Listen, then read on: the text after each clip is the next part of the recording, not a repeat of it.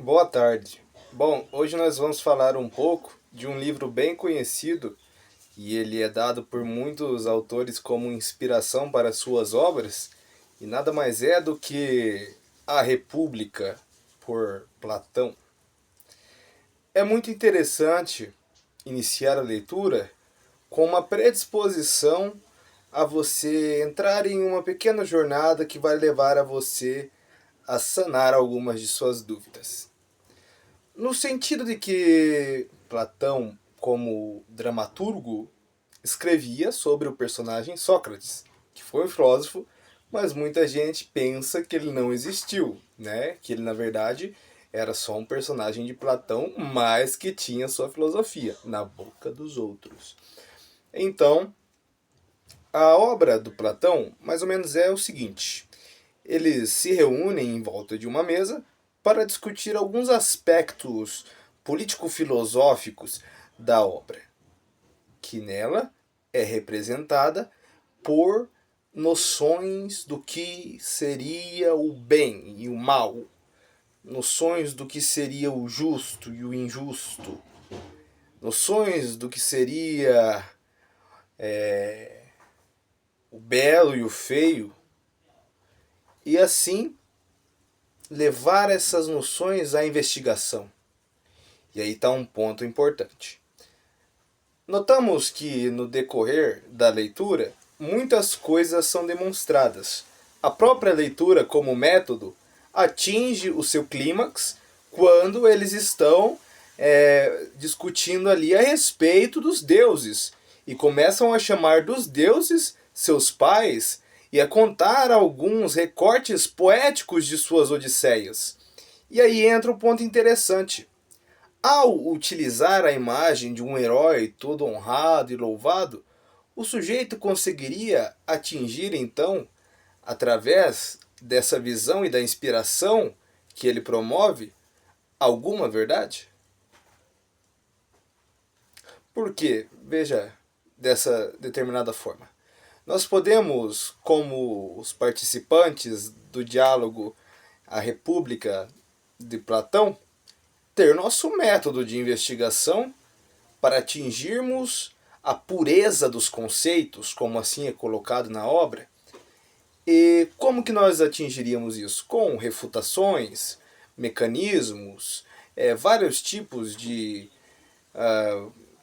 palavras da língua portuguesa que, em determinado contexto, causam determinado efeito. Palavras de efeito, por assim dizer, suas conjunções. Mas essas artimanhas, elas são louvadas por nós para atingir os nossos objetivos através do quê? Afinal, todos sabemos que, da forma mais exata possível, não existe nenhuma forma de se atingir a pureza de um conceito ou a verdade sobre alguma coisa. E assim nós somos levados a crer que por um breve momento a gente poderia até atingir isso, mas que são coisas efêmeras. O Platão até cita Hesíodo, cita Parmênides, mas esquece de citar Heráclito, que dizia na Grécia Antiga que a vida, as coisas são como um rio. Você pisa nele uma vez e não pode pisar outra vez. A segunda vez que você pisa no rio já será um outro rio. Então, compreendendo toda essa noção de coisas importantes que poderiam vir à tona, nós teríamos então uma breve pausa no que chama-se uma leitura dinâmica para uma leitura que ela venha a ser fluida, uma leitura que vai do início ao fim, que apreende todos os sentidos e todos os conceitos como um método. E aí nós entramos na questão da dialética do Platão.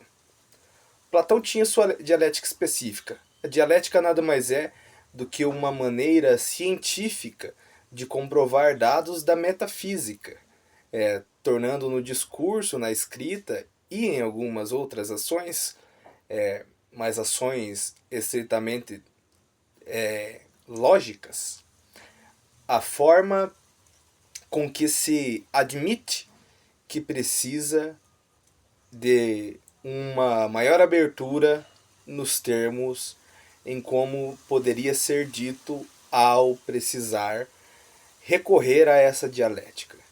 Mas como entendê-la, primeiro ponto, né?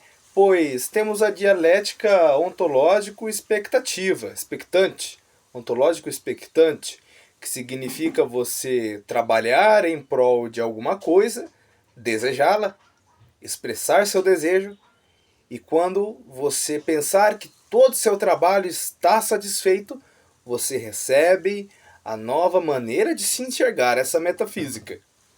Existem outros tipos de dialética.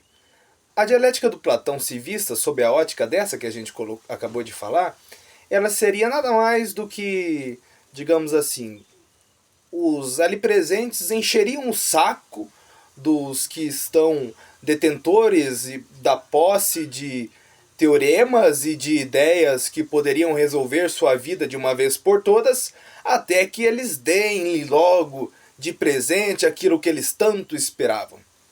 Mas aí existe uma dificuldade muito grande. O sujeito está preparado para receber aquilo que ele tanto ouve falar e tanto propaga como representante do seu desejo? Bom, em outro caso, essa não seria a dialética de Platão. Essa seria a dialética ontológico-expectante, com suas demais noções, né?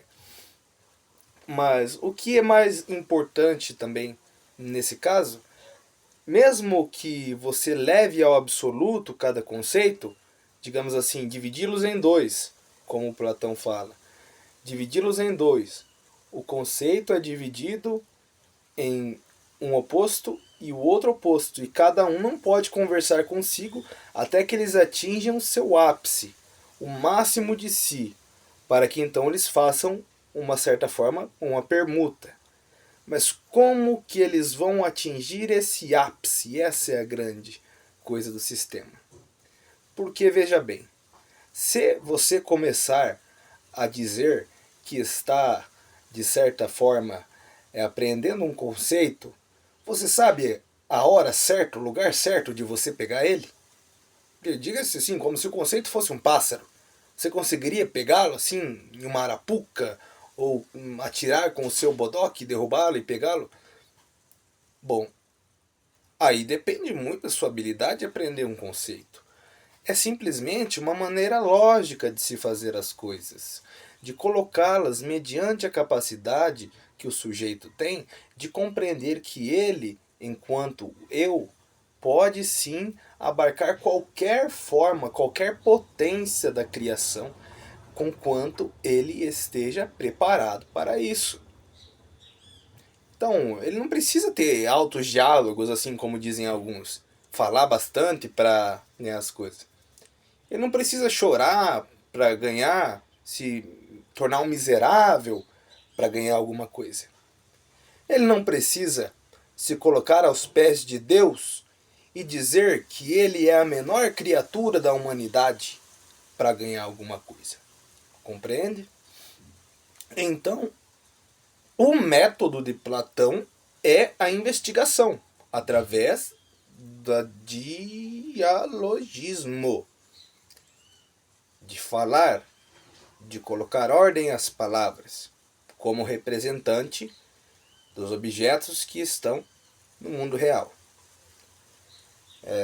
Bom, a gente dá uma conclusão com isso, dizendo que é muito interessante o que eles falam, que eles estão sempre em busca de virtudes, verdades, etc, etc. Aquelas coisas que são pra gente solúveis e passíveis de serem de dignidade e honra de qualquer homem existente. E atingindo isso, eles também se levam ao lado negativo para poder compreender qual seria essa primeira parte, né, a divisão. Talvez um vai para um lado, outro vai para o outro, assim como um vai para a justiça, outro vai para a injustiça, e assim por diante. A noção que a gente apreende, então, é que não existe uma verdade absoluta para Platão, mas tudo também é mutável. Até a próxima.